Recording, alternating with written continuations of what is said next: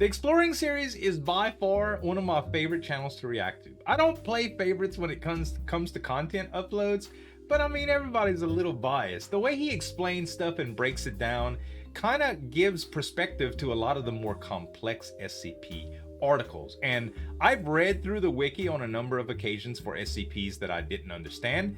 And typically when he does a video, he puts it in perspective to where you can really make sense of the more complicated stuff, you know? And the way he explains stuff, his voice, everything is just perfect. Most of his videos are very long. Today, fortunately, this one is relatively short. It's 25 minutes long or so, and it's been heavily requested over the last few months. I've been seeing a lot of requests for Prometheus Labs. From what I understand, is sort of a company sort of like Anderson Robotics, but it's all anomalous. So we're gonna check it out today, guys. Make sure to subscribe to the Exploring series. Make sure to subscribe to me if you like reaction videos too. Let's get into this one. Prometheus Labs. Okay, this is interesting. SCP is generally associated with the horror genre, but Sure. over the years it has become increasingly involved with science fiction as well. Yes. I've talked about a number of anomalous machines throughout this series, from AI to weapons to spaceships. These types of anomalies come from all sorts of sources, of course, Sure. many of them unknown, but many of them were manufactured for the specific purpose of being sold. Okay. I've already looked at one such anomalous tech company, Anderson Robotics. Yes. But this time we'll be Big looking business. at Prometheus Labs, a now defunct company responsible for a wide variety of technological anomalies. So they're out of business? The ones contained by the Foundation are those generally found in the aftermath of the company shutting down, as they continue to crop up in locations around the world. Sure, because they've been sold, As usual, right? I'll be looking more closely at some SCPs connected to the group rather than the group itself. Right. Prometheus Labs was a private, for-profit conglomerate based on research and development, founded in 1892. Okay. The company's name comes from the Greek mythological figure, Prometheus. Yes. And a hiring packet from around 1982 gives a bit more insight into that decision. Prometheus was neither a man nor a god, but instead a titan, the progeny of Gaia, the goddess of the earth, and Uranus, god of the sky. Or Uranus? When Zeus later rose up against the Titans, only a handful of them fought alongside the gods, including Prometheus. The packet author says that he won't necessarily say that Prometheus is the reason they won, and Prometheus fought for selfish reasons, humanity. Prometheus is said to have crafted humanity from clay and gave them writing, science, farming, medicine, and math. Wow. As part of this, he stole fire from the gods to give to his children, which angered Zeus, resulting in Prometheus being chained to a rock for all eternity and having an eagle eat his liver each day. Oh my gosh, that's horrible. Just as Prometheus stole fire from the gods, Prometheus Labs wrests the secrets from the universe.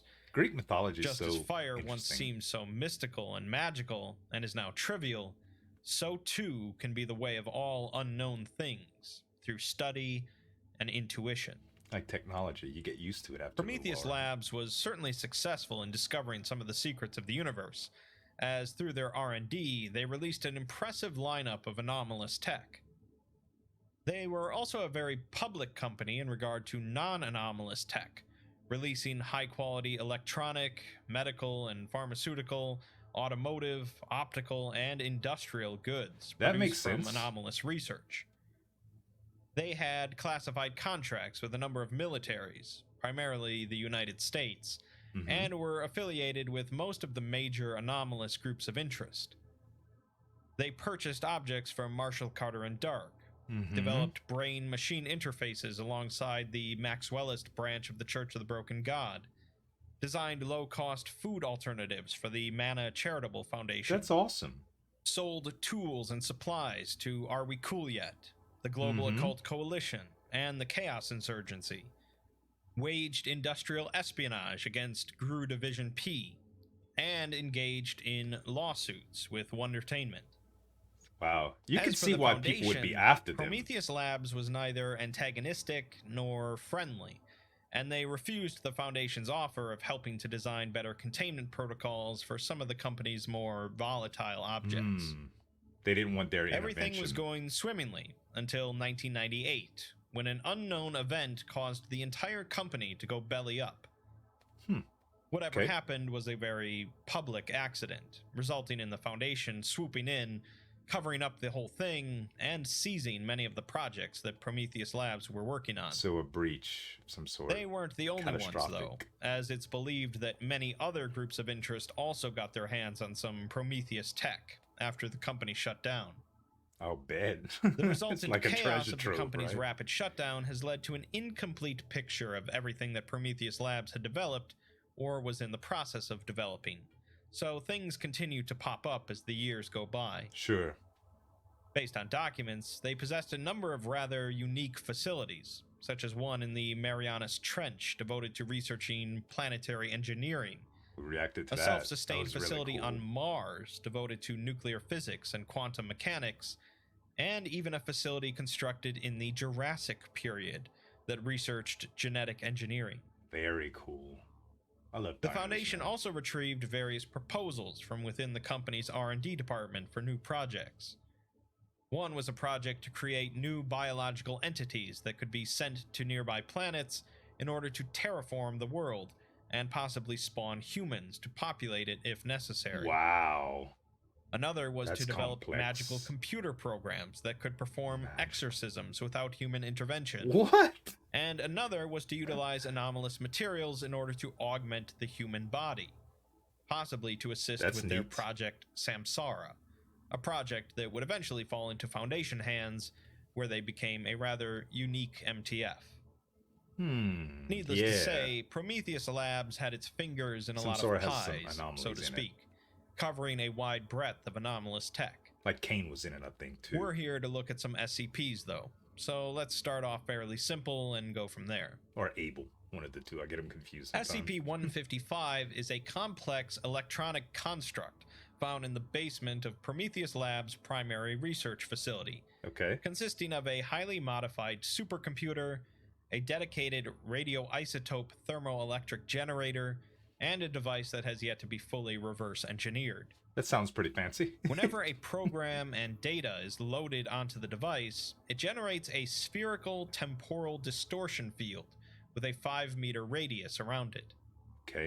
Within the sphere, time is rapidly accelerated, thus resulting in a hyperbolic increase in the processing power of the device. Even though the processing hardware of the construct is dated by modern standards, it continues to increase over a short length of time, with the effective processing power approaching infinity after around 8 minutes. Wow. It seems that Prometheus Labs had used this to perform massive calculations that would have taken months, if not years. That makes so much sense. The drawback of such an incredible device is that the heat and radiation generated by the construct are trapped inside of the sphere while it's operating. This doesn't harm the device much at all, but when the process is finished and the bubble is removed, it has to disperse. A massive amount of energy can be released all at once. Anything longer than 6 minutes will result in the containment chamber needing to be decontaminated before personnel may re-enter. I would imagine it gets pretty crazy, a flawed program resulting in an infinite loop of code was entered into the device on accident. But the process wasn't able to be stopped for 8 minutes. That was Jim. Far Jim. An intense wave of heat and radiation was released, melting through the containment chamber, destroying the entire wing of the site, and killing 11 people. The construct only received minor damage from the incident.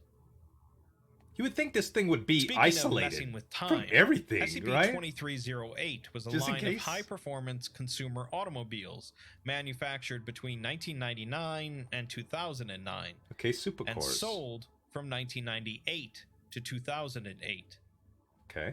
The automobiles were otherwise non-anomalous, aside from being manufactured a year after they were sold, which is pretty anomalous. I'm sorry?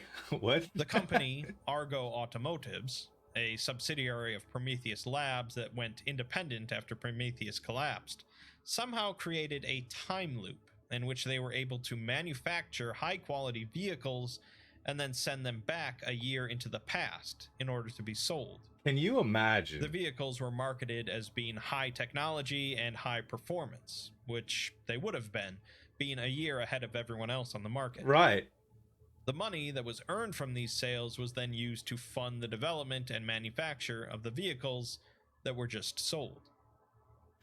This little temporal scheme worked phenomenally well for the company until the global financial crisis of 2008. Yeah. How do you explain that on your P&L, man? People purchased their 2009 model of vehicle, resulting in not enough funds to actually develop and manufacture the 2009 vehicle. In order to avoid a temporal paradox, however, which was rather conscientious of them, they manufactured the 2009 vehicles anyway, going bankrupt in the process. The timeline was secure, but the company went under, leading the Foundation to actually discover what they had been up to. The Foundation didn't find any paradoxes either, but they couldn't figure out how they created the temporal loop, as the anomaly responsible was possibly sold to an unknown buyer before the company went under. Moving away from time anomalies, we have SCP-1290, a pair of prototype devices created by Prometheus as part of their research into long-range teleportation. Neat. Each device consists of a platform, 2 meters in diameter, attached to a large electronic unit, powered by a dedicated generator. One of the devices is located in Colombia.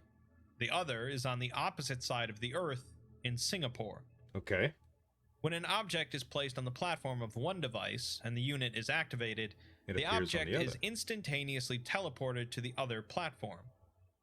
Can you imagine how that would revolutionize shipping and receiving? Or engineering flaw, the object retains both its orientation and velocity relative to the axis of the Earth.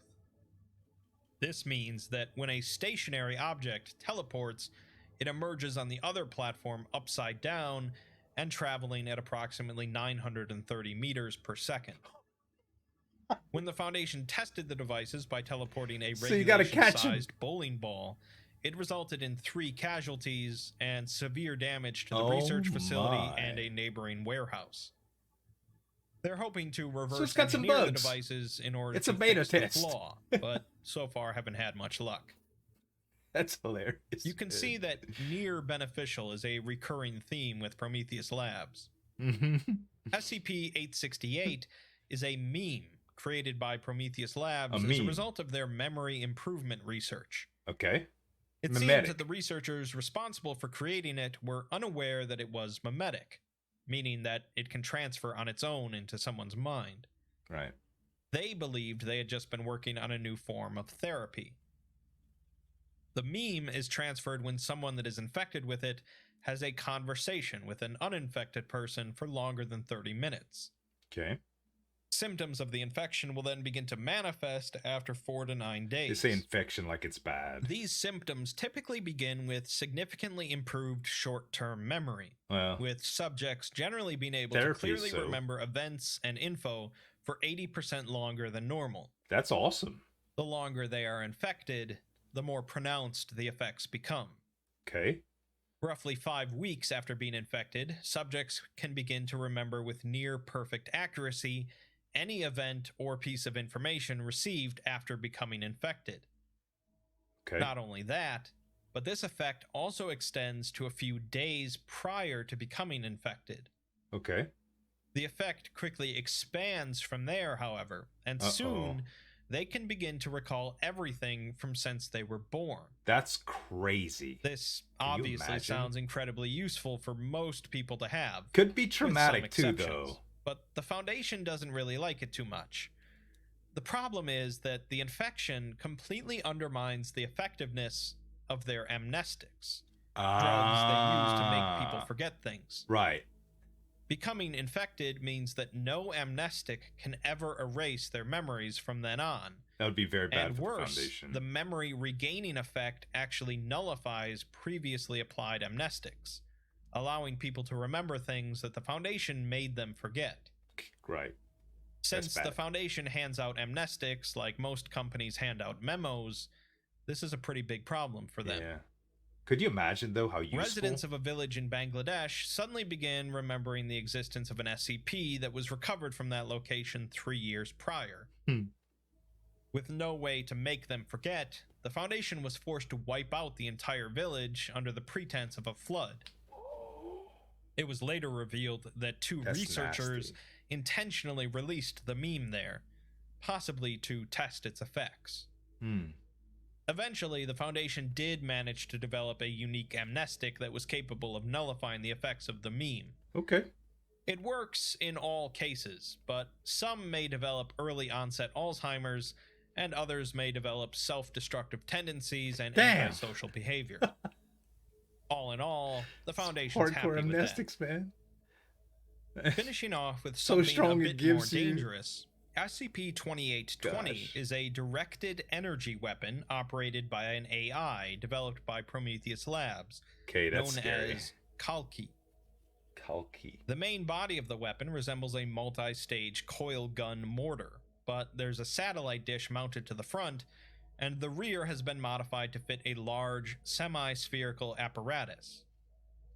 The Foundation have yet to find a way to open this apparatus, but there is a monitor and terminal mounted on it that can be used to communicate with the AI. The monitor also shows real-time satellite footage of a random person somewhere in the world, all of whom have been found to be anomalous. Okay. This weapon, of course, kills these targets, but the interesting part is how exactly it kills them. At least once every 24 hours, the monitor will display the message, "Firing, clear area," for 30 seconds, before a blue flash of light is emitted from the antenna extending from the satellite. Okay. Afterwards, the monitor will show a new target. So within 24 hours of this event, the initial target will invariably be killed by a series of coincidental occurrences, akin to the butterfly effect. What? Eyewitnesses to said deaths just make something consistently happen mention to the him. appearance of a chimpanzee in a trench coat, but video recordings and forensic evidence indicate that this chimpanzee does not actually exist. Instead, it seems to be a perceptual phenomenon resulting from this butterfly effect. Understand? It's like although Final the weapon Destination anomalously initiates these coincidental events, the events themselves are not actually anomalous, such as ranging from slipping on ice to purchasing cough medicine. Right. The Foundation has managed to replicate the series of events, but it proved to be tedious, difficult, and resource intensive. Sure. So the gun weapon was recovered from an abandoned Prometheus Labs facility in India, and we're given a couple of conversation logs between a user and the AI. The AI introduces itself as Kalki, Precognitive Unit C4SS, son of Bretagne, grandson of Bardeen, descendant of Bharadwaja, and the final incarnation of Lord Vishnu. Nope. It refers to the weapon as the Vaishnavastra, the celestial weapon by which it shall slay the Sunyavadis. Those are a lot of terms from Hindu mythology, but basically, Vishnu is a principal deity that is said to come down to the earth in the form of an avatar in order to protect the world from evil and chaos and restore order. Okay. Vaishnavastra is said to be Vishnu's most powerful weapon, capable of destroying any target from a distance, and Sunyavadis translates to worshippers of the void. See, there's besides the complexity and how awesome all of this is and the way he explains it, good on him for being able to pronounce these things with so gracefully, right? Vishna, it sounds like Feliz Navidad or something that you'd get at a restaurant, man, like a side dish to something, an Indian cuisine or something. Kalki says that it sees the past, the future, and the present, and is able to direct the flow of the universe in order to slay evil. That's crazy. The chimpanzee is apparently the whimsy of a being unable to extricate himself from worldly desires. While an agent was tracking down a reality bender in Brazil, he witnessed 2820's effect on the individual, which resulted in the reality bender suffering a traumatic brain injury and falling into a coma. Wow. When recounting the incident, the agent says that he followed the anomaly downtown and they ended up going down an alleyway. The wind picked up, causing a trash bag to float through the air, distracting the agent for a moment.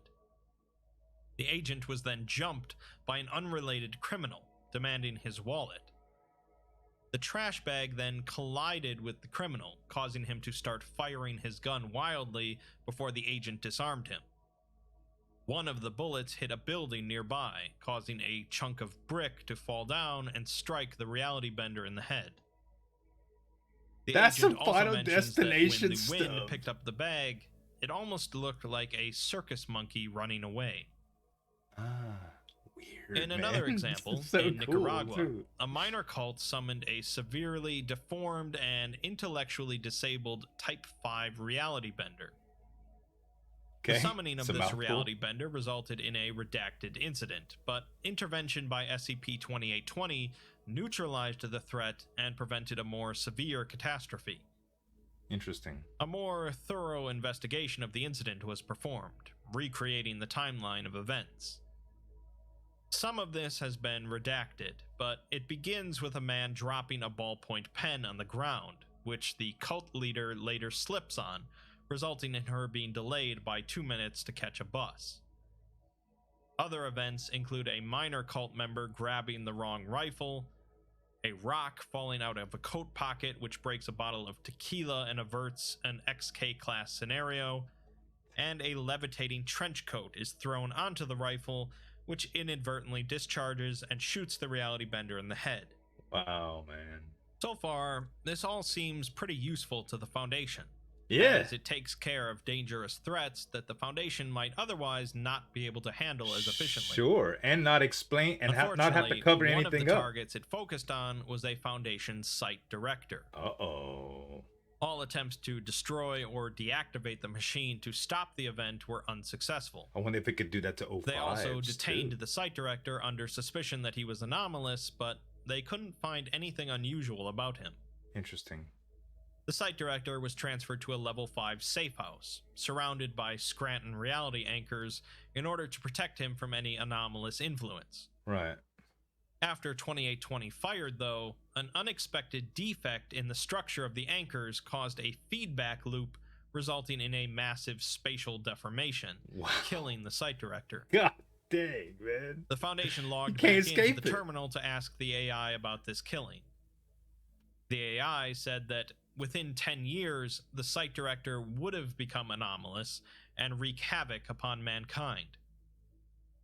When asked if it's possible the AI killed him for some other reason, the AI responded that it doesn't enjoy taking lives, but it does so in order to bring humanity into a golden age. It's like Minority Report. Whether or not the Foundation believes really that cool themes is unclear, here, man. But really for cool now, themes. They can't figure out a way to stop the machine from continuing to kill anomalous individuals. Right. Although they are researching possible methods of destroying it.